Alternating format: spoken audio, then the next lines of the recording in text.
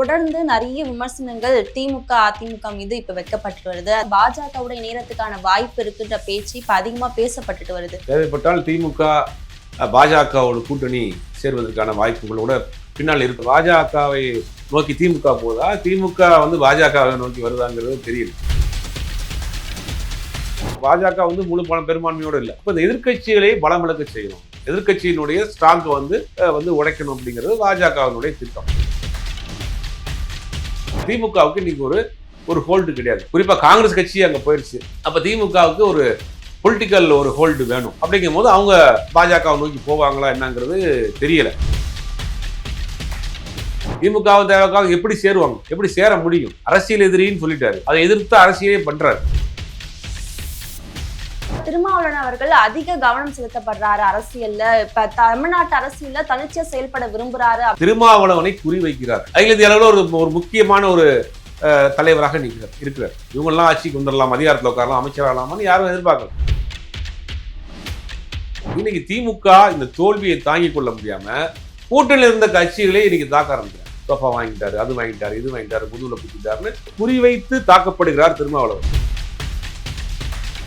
முதலமைச்சர் பதவி வேணான்னு தூக்கி போட்டு போன திருமாவளவன் அவங்களுக்கு சோஃபா வாங்க தெரியலையா? முதலமைச்சர் பதவி தூக்கி போட்டு சோஃபா வாங்கிட்டு கூட்டணி செஞ்சாரா?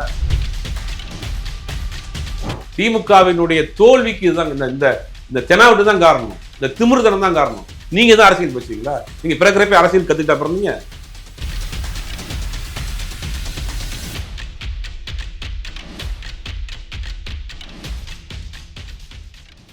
C7 வாய்ஸ் நேயர்களுக்கு வணக்கம். இன்றைய நேர்காணலில் நம்மோடு இணைந்திருக்கிறார் ஜேர்னலிஸ்ட் சுபையர் அவர்கள். வணக்கம் சார். வணக்கம் சார். தொடர்ந்து நிறைய விமர்சனங்கள் திமுக அதிமுக மீது இப்ப வைக்கப்பட்டு வருது. அது என்ன அப்படின்னா, பாஜகவுடைய நேரத்துக்கான வாய்ப்பு இருக்குன்ற பேச்சு இப்ப அதிகமா பேசப்பட்டுட்டு வருது. எப்படி சார் பாக்குறீங்க? இல்ல, அதுல ரொம்ப முக்கியமா பார்க்க வேண்டிய விஷயம், விடுதலை சிறுத்தைகள் கட்சியினுடைய தலைவர் திருமாவளவன் ஒரு வார்த்தையை பதிவு பண்ணார். தேவைப்பட்டால் திமுக பாஜகவோட கூட்டணி சேர்வதற்கான வாய்ப்புகளோட பின்னால் இருக்கும் அப்படின்னு ஒரு வார்த்தையை பேசுறாரு. அவர் பேசுகிற அந்த கருத்தை நம்ம ஜஸ்ட் லைக் தட்னு கடந்து போக முடியாது. ஏன்னா ஒரு முக்கியமாக இருக்கக்கூடிய ஒரு கட்சியினுடைய தலைவர், டெல்லியில் அடிக்கடி தொடர்பு இருக்கக்கூடியவர். அப்படிங்கிறத பார்க்குறப்ப அது பாஜகவை நோக்கி திமுக போதா, திமுக பாஜகவை நோக்கி வருதாங்கிறது தெரியல. அப்போ அது ஏதோ ஒரு புகையில்லாமல் நெறியாதுங்கிற மாதிரி அது ஏதோ ஒரு மேட்டர் நடந்துட்டு இருக்கு. அதை எப்படி பார்க்கணும் அப்படின்னா, பாஜகவுக்கு இப்போ இன்னைக்கு இந்தியா கூட்டணியை வலுவிழக்க செய்யணும். இந்தியா அலையன்ஸ் ரொம்ப ஸ்ட்ராங்காக இருந்ததுனால தான் ஒரு சாம்பிளாக டீலிமிட்டேஷன் கொண்டு வந்தாங்க. இந்தியா கூட்டணி இருக்கக்கூடிய எல்லா எம்பிஸும் சேர்ந்து அதை முறியடிச்சாங்க. இப்போ இந்தியா கூட்டணியை பலம் இழக்க செய்யணும் அப்படிங்கிறது அவங்களுடைய நோக்கம். இந்தியா கூட்டணியை பொறுத்தவரைக்கும் காங்கிரஸ் கட்சிக்கு 99 எம்பி பிளஸ் ஒரு பப்பு யாதவ் ஒருத்தர் தனியாக சுயேட்சா நின்று அவர் காங்கிரஸ் சேர்த்தார். இப்போ 100 எம்பி இருக்கிறாங்க. காங்கிரஸ் கட்சிக்கு 100 எம்பி இருக்கிறாங்க. திமுகவுக்கு லோக்சபாவில் 22 எம்பி, ராஜ்யசபாவில் 10 எம்பி இருக்கிறாங்க. இப்போ இதெல்லாம் ஸ்ட்ராங்காக இருந்ததுன்னா வரக்கூடிய 22ஆம் தேதி 23ஆம் தேதி பார்லிமெண்ட் கூடுது. அப்போ சில முக்கிய பில்ஸ் கொண்டு வர போகிறாங்க. அப்போ உடனே திமுக அந்த ஸ்டாண்ட் எடுக்குமாங்கிறது தெரியாது. ஃபியூச்சரில் சொல்கிறேன், டீலிமிட்டேஷனாக இருக்கட்டும், ஒரே நாடு ஒரே தேர்தலாக இருக்கட்டும், முக்கியமான இஷ்யூவை கொண்டு வர்றப்ப எதிர்கட்சிகளில் கூட்டணி பலத்தோட இன்னைக்கு பாஜக முழு பெரும்பான்மையோடு இல்லை. அதனால என்ன பண்ணுறதுன்னா, ஒரு முக்கியமான பில்லோ அமெண்ட்மெண்ட்டோ கொண்டு வர்றப்ப அது எதிர்கட்சிகளை முறியடிச்சிடறாங்க. அப்போ இந்த எதிர்கட்சிகளை பலம் இழக்க செய்யணும், எதிர்கட்சியினுடைய ஸ்ட்ராங் உடைக்கணும் அப்படிங்கிறது பாஜகவினுடைய திட்டம். இப்போ தமிழ்நாடு தேர்தல் எடுத்துக்கலாம். தமிழ்நாடு தேர்தலில் 2026 திமுக கிட்டத்தட்ட ஒரு 20-21 கட்சி கூட்டணியோட நின்று, ஆனால் அவங்களால வெற்றி பெற முடியல. அதற்கு பிறகு ஒட்டுமொத்தமாக தமிழ்நாட்டினுடைய அரசியல் களமே மாறிடுச்சு. தாவேக்காவின் வருகைக்கு பிறகு, தாவேக்காவினுடைய வெற்றிக்கு பிறகு தமிழ்நாட்டினுடைய அரசியல் களம் மாறி போச்சு இன்னைக்கு. அப்படிங்கும் போது அதை என்ன செய்யலாம் அப்படிங்கிறப்ப திமுகவுக்கு இன்னைக்கு ஒரு ஹோல்டு கிடையாது. இன்னைக்கு தமிழ்நாட்டில் அரசியல் பண்றதுக்கு கூட்டணியில் இருந்த கட்சியெல்லாம் போயிட்டாங்க. குறிப்பாக காங்கிரஸ் கட்சி அங்கே போயிடுச்சு. இப்போ அகில இந்திய அளவில் அவங்க யாருடைய அரசியல் பண்ணணும் அப்படிங்கிற ஒரு நிலைமைக்கு இன்னைக்கு திமுக வந்துருச்சு. அப்போ திமுகவுக்கு ஒரு பொலிட்டிக்கல் ஒரு ஹோல்டு வேணும். அப்படிங்கும் போது அவங்க பாஜகவை நோக்கி போவாங்களா என்னங்கிறது தெரியல, ஃபியூச்சர்லாம் தெரியும். ஆனால் போகிறதுக்கான வாய்ப்பு இருக்கு அப்படின்றது அண்ணன் திருமாவளவன் சொல்லியிருக்கிறாரு. நம்மளும் பல டெல்லி தகவல்கள் அவங்க விசாரிக்கிறப்ப சொல்றாங்கன்னா அதுக்கான வாய்ப்புகள் இருக்கு, மூவ் ஆகிட்டு இருக்கு அப்படிங்கிற மாதிரி சொல்றாங்க. அப்போ பாஜக திமுக கூட்டணிங்கிறது வரக்கூடிய காலத்தில் வருவதற்கான வாய்ப்புகள் இருக்குங்கிற ஒரு தகவல் வந்துகிட்டே இருக்கு. ஆனா அதைத்தான் அவர் சொல்லியிருக்காரு. ஆனா ஒரு சில நாட்களுக்கு முன்னாடி திருமாவளவன் அவர்கள் சொன்னப்ப திமுகவும் தாவேகவும் ஓர் அணியில பாஜகவை எதிர்க்கணும் அப்படின்றத சொல்லியிருந்தாரு. சோ இந்த நிலையில இப்ப திமுக, அதிமுக, பாஜகவோட கூட்டணி வைக்கிறதுக்கான வாய்ப்பு இருக்கு அப்படின்றத எப்படி ஆல்ரெடி எடுத்துக்கிறது? அதிமுக பாஜக கூட்டணி அங்க இருக்கு. அது வந்து பிரச்சனை இல்லை. அவங்களுக்கு எம்பிஸ் இல்ல.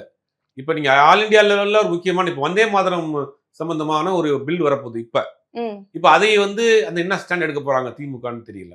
இப்ப அது காங்கிரஸோட அவங்க இல்லங்கிறத முடிவு பண்ணிட்டாங்க. காங்கிரஸை எதிர்க்கிற மனநிலையிலும் வந்துட்டாங்க.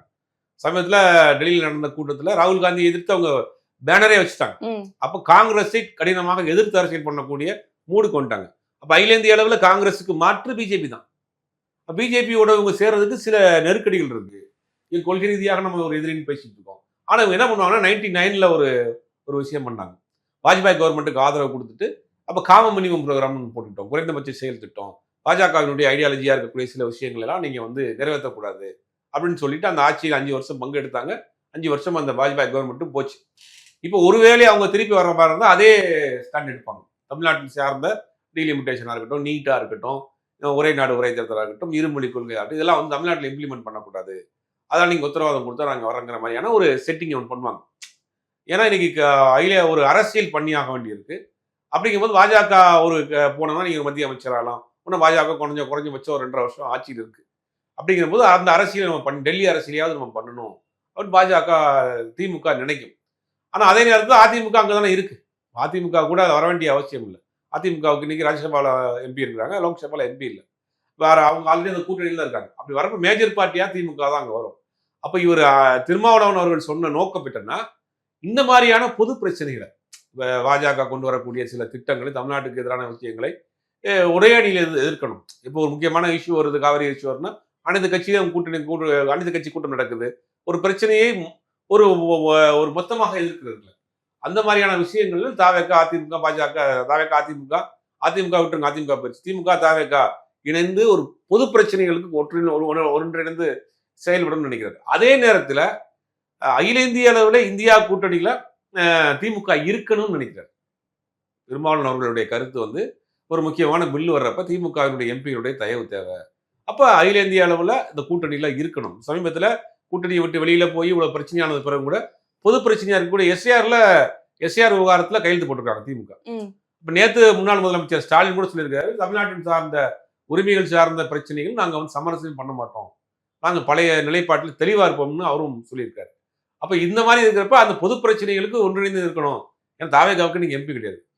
அப்ப முக்கியமான ஒரு பில் வருதுன்னா அதை வந்து ஸ்குவாஷ் பண்றதுக்கு, அதை நிப்பாட்டுறதுக்கு திமுக தயவு தேவை. அப்போ தமிழ்நாட்டின் சார்ந்த உரிமைகள் சார்ந்த பிரச்சனைகளுக்கு ஒன்றிணைந்து செயல்படணும் அப்படிங்கிற அர்த்தத்திலாம் சொல்றாரு. ஆமா, திமுகவும் தேவைக்காக எப்படி சேருவாங்க, எப்படி சேர முடியும்? அரசியல் எதிரின்னு சொல்லிட்டாரு, அதை எதிர்த்து அரசியலே பண்றாரு. அப்ப எப்படி சேருவாங்க? அவர் சொன்னதுன்னா பொது பிரச்சனைகளுக்கு ஒன்றிணைந்து செயல்படணும். அரசியல் தனிப்பட்ட காழ்ப்புணர்ச்சிகளை, தனிப்பட்ட வெறுப்புகளை தாண்டி பொது பிரச்சனைகளுக்கு ஒன்றிணையணும். ஆளும் கட்சியா இருக்கிற தாவேகாவும் எதிர்கட்சியா இருக்கக்கூடிய திமுக ஒன்றிணைந்து செயல்படணும்ன்றார். Okay sir. அதே மாதிரி இப்ப திருமாவளவன் அவர்கள் அதிக கவனம் செலுத்தப்படுறாரு அரசியல்ல. இப்ப தமிழ்நாட்டு அரசியல்ல தனிச்சையா செயல்பட விரும்புறாரு அப்படின்ற விமர்சனங்களும் தொடர்ந்து திருமாவளவன் அவர்கள் மேல வைக்கப்பட்டுட்டு வருது. திருமாவளவனை குறி வைக்கிறார்கள், அதான் பார்க்கணும். ஏன்னா இன்னைக்கு இந்த கட்சி வந்து 2 எம்பி இருக்கிறாங்க, 2 எம்எல்ஏ இருக்கிறாங்க, ஒரு அமைச்சர் இருக்கிறாரு. தலித்திய இயக்க அரசியல் கட்சிகள்ல இன்னைக்கு ஒரு வலுவான இடமா இருக்கு. இன்னைக்கு அகில இந்திய அளவுல அவருடைய பார்வைங்கிறது பெரிய அளவுல இருக்கு. அகில இந்திய அளவில் ஒரு முக்கியமான ஒரு தலைவராக இருக்கிறார். அப்படிங்கும் போது அவருடைய வளர்ச்சி அப்படிங்கிறது பலரும் கண்ணை உறுத்துது. என்ன செய்யலாம், இன்னைக்கு ஆட்சி அதிகாரத்துக்கு வந்துட்டாங்க, இவங்கெல்லாம் ஆட்சிக்கு வந்துடலாம், அதிகாரத்தில் உட்காரலாம், அமைச்சராகலாமான்னு யாரும் எதிர்பார்க்கல. அப்போ நீண்ட நாள் கோரிக்கை நிறைவேறி இருக்கு. அப்போ இப்போ என்ன சொல்றாங்கன்னா, அவர் பேசுகிற விஷயத்தை வந்து என்ன பண்றாங்கன்னா, இவர் வந்து ஒரு நாள் மாற்றி மாற்றி பேசுறாரு, திருச்சி பேசுறாரு அப்படின்னு அந்த விஷயத்தை மாறி மாறி சொல்றாங்க. கூட்டணி சம்பந்தமா சில விஷயத்தை வெளியே வந்து பேசிட்டாரு, அது எப்படி நியாயம் அப்படிங்கிறார். அப்ப நீங்க வந்து இந்த ஒரு சில வார்த்தையை விட்டதுக்கு இன்னைக்கு திமுக இந்த தோல்வியை தாங்கிக் கொள்ள முடியாம கூட்டணியில் இருந்த கட்சிகளே இன்னைக்கு தாக்க ஆரம்பிக்கிறாங்க. கடுமையான விமர்சனங்கள். சோஃபா வாங்கிட்டாரு, அது வாங்கிட்டாரு, இது வாங்கிட்டாரு, முதுகுல குத்திட்டாருன்னு கூட்டணியில இருந்து வெளியில போன கட்சிகளை, அவருக்கு ஆதரவாக பேசக்கூடியவர்களை அவருடைய அந்த சோசியல் மீடியா கேங்க வச்சு பயங்கரமா தாக்குறாங்க. அப்ப திருப்பி இவங்களும் பேச ஆரம்பிக்கிறாங்க. அது ஒரு பெரிய மோதலா அது. இன்னைக்கு பெரும்பாலான ஊடகங்கள் அவங்களுடைய பழைய கண்ட்ரோல்ல தான் இருக்கு. அப்படிங்கும்போது குறிவைத்து தாக்கப்படுகிறார் திருமாவளவன். அவர் ஏதாவது சமரசம் பண்ணிட்டாரா? ஏன் அவர் சமரசம் பண்ணி பதவி வாங்கணும்னா பாஜக கூட போயிருப்பாரு. பாஜக கூட போயிருந்தா மத்திய அமைச்சர் உட்காந்துருப்பாரு. எதுக்கு இவ்வளவு போராட்டம்? பாஜக கொண்டு வரக்கூடிய எல்லா திட்டத்தையும், தமிழ்நாட்டுக்கு எதிரான திட்டம் வந்தாலும் சரி, இந்தியாவுக்கு எதிரான திட்டம் வந்தாலும் சரி, கடுமையாக எதிர்க்கிறார். அந்த விஷயத்தில் சமரசமே கிடையாது. மாநில உரிமைகள் சார்ந்த விஷயத்தில் கடுமையாக எதிர்க்கிறார். அரசியல் நிலைப்பாடு ஒரு சூழ்நிலை ஏற்படுது. விசிகாவினுடைய கொள்கை என்ன? ஆட்சி அதிகாரத்தில் பங்கு. நீங்க அவருடைய தேர்தலுக்கு முன்னாடி அவருடைய நிலைப்பாட்டையும் இப்போ உள்ள நிலைப்பாட்டையும் நீங்க நல்லா அவரை வாட்ச் பண்ணக்கூடியவங்க பார்த்தா தெரியும். அப்ப என்ன சொல்றாங்க? நீங்க திமுக கூட்டணியில் இருக்கிறீங்க, ஆட்சி அதிகாரத்தில் பங்கு நீங்க சொல்றீங்க, தாவேகான்னு ஒருத்தர் கட்சி வந்திருக்கு, ஆட்சி அதிகாரத்தில் பங்கு தர்றாரு, அங்க போக வேண்டியதானே நீங்கன்னு கேட்கிறாங்க. அப்ப இவர் சொல்றாரு, தாவேகாவினுடைய செயல்பாடுகள் நிறைய எங்களுக்கு சந்தேகங்கள் இருக்கு, அங்க ஒரு வலுவான கூட்டணி இல்லை, வலுவான கூட்டணி இல்லாமல் போனா அது பாஜகவுக்கான ஒரு பயனை கொடுத்துரும், வாக்குகள் சிதறனா பாஜகவுக்கான ஒரு வாய்ப்பாயிரும். அப்போ வலுவான ஒரு கூட்டணியில், மதசார்பற்ற கூட்டணியில் கம்யூனிஸ்டர்கள் இருக்கிறாங்க, நாங்க இருக்கிறோம், ஐஎம்எல் இருக்கு, காங்கிரஸ் இருக்கு, இந்த கூட்டணியில் இருக்கிறது தான் மதவாத சக்திகளை வீழ்த்துவதற்கு இது ஒரு சரியான கூட்டணியாக இருக்கும். அந்த கூட்டணியில் இருக்கு. அப்போ உங்களுக்கு ஆட்சி அதிகாரத்தில் பங்குங்கிற கோஷம் உங்க கைவிட்டுட்டீங்களான்னு கேட்கறாங்க. இல்ல அந்த நிலைப்பாட்டில் நாங்க இருக்கிறோம், ஆனா அதுக்கான சூழ்நிலை இப்ப இல்லை. ஆட்சி அதிகாரத்தில் பங்கு வேணுங்கிறதா எங்களுடைய கோரிக்கை. ஆனா அதுக்கான கேட்கறதுக்கான சூழ்நிலை இல்லை. அது சூழ்நிலை வர்ற பட்சத்தில் நாங்க கேட்போம்னு சொல்லிட்டார். தேர்தல் முடிவு வருது, தலைகளா மாறிடுச்சு. இப்போ ஆட்சி அதிகாரத்தில் பங்கு கொடுக்கறதுக்கு வாய்ப்பு வந்துருச்சு. ஒருத்தர் கேட்கிறாரு, போறாரு. இதுல என்ன தவறு இருக்கு? அவங்களுடைய நிலைப்பாடுங்கிற ஆட்சி அதிகாரத்தில் பங்கு, அதுக்கான சூழ்நிலை வந்திருக்கு. அதுல ஒருத்தர் அமைச்சர் ஆகிட்டு உடனே நீங்க துரோகம் பண்ணிட்டீங்க, இந்த கட்சியில இருந்து அந்த கட்சிக்கு போலாமா அப்படிங்கிற வாதமே என்ன வாதம்? அப்படி இருந்தும் கூட அவர் அந்த தலைமையோட கூட்டணி தலைவர்களோடு பேசிட்டு சுமூகமா நட்போடு தான் வெளியே வர்றாரு.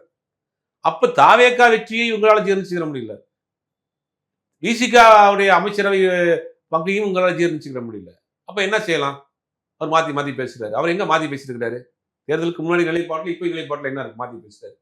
அப்ப இது அவர்கள் அவர் என்ன நினைக்கிறாரு, அவரை முதலமைச்சராக்குறாங்கிற ஒரு திட்டமும் போட்டுக்கிறாங்க. திமுக அதிமுக சேர்ந்து அவர் சொல்லிட்டாரு, அது ஜனநாயக படுகொலைங்க, 108 தொகுதி ஜெயிச்ச ஒரு கட்சியை ஆட்சியில் இல்லாம 2 சீட் வச்சிருக்க இணைய கொண்டு போய் முதலமைச்சராக்கணுங்கிறீங்க. அப்ப இணைய முதலமைச்சராக்கணுங்கிற உங்க நோக்கம் கிடையாது, தாவேக ஆட்சிக்கு வரக்கூடாதுங்கிறதா உங்க நோக்கம். அந்த நோக்கத்தை தெளிவா புரிஞ்சுக்கிட்டாரு. அப்ப அவருக்கு அரசியல் ஆசை இருக்கா? நீங்க சோஃபான்னு சொல்றீங்கல்ல, அவருக்கு முதலமைச்சர் வாய்ப்பு வந்துச்சு, ஏமானாரு. என்ன காரணம்னா இவங்களால ஜீரணிச்சுக்கிற முடியாம இதே திமுக அதிமுக சேர்ந்தானே இவர் முதலமைச்சர் ஆக்குனீங்க. பதவி ஆசை பிடித்தவர் திருமாவளவன் இருந்தா முதலமைச்சர் ஆயிருப்பாரு. எனக்கு என்னப்பா என்ன நடந்துட்டு போட்டு எனக்கு முதலமைச்சர் பதவி வருதுவா, நான் ரெடின்னு உட்கார்ந்துருப்பாரு. அப்ப இவர் மறுத்து இருக்கிறாரு. பல இடங்களில் அதை பதிவு பண்ணிருக்காரு. என்ன பதிவு பண்றாரு? ஒரு ஜனநாயக படுகொலை, 108 சீட் கொடுத்துருக்காங்க, நான் 2 சீட் வச்சிருக்கேன், என்னை முதலமைச்சராக்க நீங்க வந்திருக்கீங்க. மக்கள் பெரும்பாலான மக்கள் 1,70,00,000 பேர் வாக்களிச்சிருக்காங்க. அவங்களுடைய உணர்வுகளை மதிக்கணுமா இல்லையா? அது ஜனநாயக படுகொலையா இல்லையா? அப்ப எனக்கு வேணான்ட்டாங்க. அப்ப எல்லாம் உங்களுக்கு திருமாவளவன் வேணான்னு, அந்த பதவியை, முதலமைச்சர் பதவியை வேணான்னு தூக்கி போட்டு போன திருமாவளவன் அவங்களுக்கு சோஃபா வாங்க தெரியலையா? முதலமைச்சர் பதவி தூக்கி போட்டவர் சோஃபா வாங்கிட்டு கூட்டணி சேர்ந்துட்டாரா? அதே சமயம் சிடிஆர் நிர்மல்குமார் பேசின விஷயங்களும் கவனிக்க வேண்டிய விஷயமா இருக்கு. அது என்ன அப்படின்னா, திமுக அதிமுக பாஜக கூட்டணி வைக்கும் அப்படின்றத அவங்களும் சொல்லியிருந்தாங்க. அதே மாதிரி அமைச்சர்களிடம் பேரம் பேசினாங்க, டிவிக்கு ஆட்சியை கவிழ்க்கிறதுல உறுதியா இருக்காங்க அப்படின்றத சொல்லியிருந்தாரு. இன்னொரு பக்கம் எம்பி அவர்கள், அதாவது எம்பி சிவா அவர்களுக்கு மத்திய அமைச்சரவை கொடுக்கப்படும் பேச்சுகளும் இப்ப சமீபமா பேசப்பட்டு வருது. சோ இது எல்லாமே கனெக்ட் பண்ணி பார்க்கும்போது 6 மாதத்துல எப்படி ஆட்சியை கவிழ்ப்பாங்க, என்ன மாதிரியான ஒரு சதிகை பின்னணியில இருந்து திமுக பண்ணிட்டு இருக்கு, நிறைய கேள்விகள் வருது. நீங்க எப்படி பாக்குறீங்க? டே 1ல இருந்து இந்த ஆட்சி அமைஞ்சிடக்கூடாதுங்கிறதுல ரொம்ப எல்லா கட்சிகளும், ஆண்ட கட்சிகள், ஆண்டு கொண்டிருந்த கட்சிகள் எல்லாம் சேர்ந்து முயற்சி பண்றாங்க. எடப்பாடி பழனிசாமி முதலமைச்சர் ஆக்கிடலாம், நாங்க வெளில இருந்து ஆதரவு கொடுக்கலாம், 2 பேரும் சேர்ந்து விடியல் திருமாவளவன் முதலமைச்சர் ஆக்கிடலாம், இல்ல இந்த ஆட்சியை கலைக்க விடாம பண்ணிடலாம், அமைக்க விடாம பண்ணிடலான்னு பல விதமான முட்டுக்கட்டைகளை போட்டு இருந்தாங்க. அப்போ ஒரு வழியாக எல்லா கட்சிகளும் ஒரு முடிவு எடுத்து இந்த ஆதரவு கொடுத்துட்டாங்க. நீங்க ஆட்சி ரன் பண்ணி போயிட்டு இருக்கு. இப்ப என்ன செய்யலாம்? இந்த ஆட்சி ஏத்துக்கிறோம். இன்னைக்கு வரைக்கும் திமுகவினுடைய பல முக்கிய நிர்வாகிகள் முதலமைச்சர் சொல்ல மாட்டேங்கிறாங்க. அந்த நடிகர் கட்சி, இது என்ன மாதிரியான மனநிலை? மக்கள் தீர்ப்பை ஏத்துக்கிட்டு தான் ஆகணும். அவர் நடிகர் கட்சி, அவர் ஒரு முதலமைச்சர் ஒருத்தர் இருக்காருல்ல, பேரை சொல்ல மாட்டாங்க. இது என்ன தீண்டாம உங்களுக்கு? இது என்ன மனநிலை அவங்களுக்கு? ஒரு மாற்றத்தை மக்கள் கொடுத்துருக்காங்க. தனியா நின்று 35% வாங்கியிருக்காருன்னா பெருவாரிய மக்களுடைய உணர்வுகளை ஏற்றுக்கிட்டு தான் நீங்க. அதெல்லாம் அரசியல் கட்சிக்கு அழகு. எம்ஜிஆர் எதிர்கட்சியாக 15 வருஷம் இருந்தீங்க, அந்த எம்ஜிஆர் ஜெயலலிதாவாக 10 வருஷம் எதிர்கட்சியா இருந்தீங்க, அதெல்லாம் ஏத்துக்கிட்டீங்க. ஏன் இவரை ஏத்துக்கிற மாட்டேங்கிறீங்க? நீங்க வலுவான எதிர்கட்சியாக அரசாங்கம் செய்யக்கூடிய குறைகளை அம்பலப்படுத்துங்க, சுட்டி காட்டுங்க. அப்புறம் நீங்க தேர்தலை சந்திங்க, மக்கள் உங்களுக்கு உங்கள் மேல் நம்பிக்கை வந்தா ஓட்டு போட போறாங்க. ஏன் வரவே கூடாதுன்னு ஏன் நினைக்கிறீங்க? வரவே கூடாதுன்னு நினைச்சா வந்துட்டாரு. அப்ப இந்த வெற்றியை அவர்களால் ஜீரணிச்சுக்கிற முடியல. நீ எல்லாம் எம்எல்ஏவா, நீ எல்லாம் அமைச்சரா, ரோட்ல உட்காந்துருந்தான், டீ கடையில் உட்காந்துருந்தான், நடந்து போய்கிட்டு இருந்தான், பைக்கில் போய்கிட்டு இருந்தான், எம்எல்ஏ ஆயிட்டான், அமைச்சர் ஆயிட்டான். அமைச்சர்னா உங்களுக்கு என்னன்னு தெரியுமா? அரசியல்லாம் உங்களுக்கு என்னன்னு தெரியுமா? இன்னைக்கு கூட திமுக சார்பில் ஒருத்தர் பேட்டி கொடுத்துருக்காரு. அரசியல்னா உங்களுக்கு என்ன தெரியுமா? அரசியல் உங்களுக்கு தான் தெரியுமா? இன்னைக்கு திமுக நிர்வாகி அமைச்சர் ரமேஷை பத்தி பேசுறாரு. அரசியல்லாம் உங்களுக்கு என்னன்னு தெரியுமா? ஏன் உங்களுக்கு தான் அரசியல் தெரியுமா? இப்படியே பேசி பேசி தான் ஒரு தலைமுறைக்கான அரசியலை கொண்டு போய் சேர்க்காம விட்டீங்க. திமுகவினுடைய தோல்விக்கு இதுதான் இந்த இந்த தெனாவட்டு தான் காரணம். இந்த திமிர்தனம் தான் காரணம். உனக்கெல்லாம் அரசியல் தெரியுமா? அரசியல் பேசக்கூடாதா? இளைஞர் அரசியல் பேசக்கூடாதா? பெண்கள் அரசியல் பேசக்கூடாதா? நீங்க தான் அரசியல் பேசுவீங்களா? நீங்க பிறக்கிறப்ப அரசியல் கத்துக்கிட்ட பிறந்தீங்க.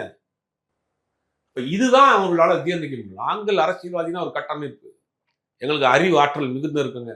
நாங்க பல புத்தகங்கள் படிச்சவங்க, பல போராட்டங்களை பார்த்தவர்கள். நாங்க எங்களுக்கு 1967 வரலாறு தெரியுமா? ஐட்லாம் விடுங்கய்யா, இப்ப என்ன நடக்குது? இப்ப என்ன பண்ண போறீங்க? அது அவர்களால் ஜீர்ணிக்க முடியல. எங்களுக்கு ஒரு பாரம்பரியம் இருக்கு, எங்களுக்கு ஒரு வரலாறு இருக்கு. நாங்க அரசியல்வாதி. நாங்க பல தலைமுறைகளை பார்த்தவங்க, விசாவை பார்த்தவங்க, எம்ஜிஆரை பார்த்தவங்க. ரைட், எல்லாரையும் பார்த்தீங்க. விஜயை பார்க்க முடியல உங்களால. விசாவை பார்த்தீங்க, எம்ஜிஆரை பார்த்தீங்க, ஜெயலலிதாவை பார்த்தீங்க. ஏன் இந்த விஜயை பார்க்க முடியல உங்களால? முதலமைச்சர் விஜய் அரசியல் ஏத்துக்கிற முடியல உங்களால? சார், அதே சமயம் இப்ப மேயர் பிரியா அவர்களும் விஜய் அவர்கள் கலந்துக்கிற எந்த ஒரு நிகழ்வுலுமே அவங்க கலந்துக்க மாட்டேங்கிறாங்க. சோ இப்போ திமுகவுடைய மேயரா இருக்காரா இல்ல சென்னை மேயரா இருக்காரான்ற விமர்சனங்கள் அவங்க மேல வைக்கப்படுது. இந்த மாதிரியான ஒரு செயல்பாடுகள் தொடர்ந்து திமுக பண்றதுனால மக்கள் பார்வையில இருந்தும் என்ன மாதிரியான ஒரு விஷயத்தை தலைமையே ஏத்துக்கிற மாட்டேங்குதே. இவங்க ஒரு மேயர் எப்படி ஏத்துக்குருவாங்க? முக்கிய நிர்வாகிகளே அவரை முதலமைச்சர் ஒன்னும் ஏத்துக்கலையே. ஸ்டாலின் தான் முதலமைச்சர், இவர் தான் துணை முதலமைச்சர் நம்பிக்கிட்டு இருக்கிறாங்களே. அவங்கள இப்ப என்ன செய்வீங்க? அப்ப அவங்க தலைமையே அந்த நிலைப்பாட்டுல இல்லாத போது இவங்க எப்படி நிலைப்பாட்டை எடுப்பாங்க? அப்ப திமுகவுக்கு இந்த வெற்றியை ஏற்றுக்கொள்ள முடியல, ஜீர்ணிச்சுக்கிற முடியல. அது போராட்டங்கள்லாம் பேசுறாங்க. உச்சகட்டமா வேற வழியே இல்லை, நமக்கு அரசியலுக்கு ஒரு பிடிமானம் வேணும், நம்ம வழக்குகள்லாம் தோண்டி எடுத்துருவாங்க, பாஜகவோட போய் ஒளிஞ்சுக்கிடுவோம், பாஜகவுடைய ஷேடோவில் இருந்துக்கிடுவோம், வேற வழி இல்லை அப்படிங்கிற முடிவுக்கு வந்துட்டதாகத்தான் பலரும் சொல்றாங்க. பல செய்திகளும் வருது, அது உறுதிப்படுத்துற மாதிரியான செய்திகளும் வருது. இந்த படம் மழைக்கால கூட்டத்தொடர் முடிஞ்ச பிறகு 2 பேரும் அமைச்சராக போறாங்க, முக்கியமான இலாக்காக்களுக்கு அப்படிங்கிற மாதிரி எல்லாம் பேசுறாங்க. அப்ப பொறுத்திருந்து தான் பார்க்கணும் அவங்க என்ன செய்ய போறாங்க. ஆனா ஒரு மூவ் நடக்கிறதா தான் தெரியுது.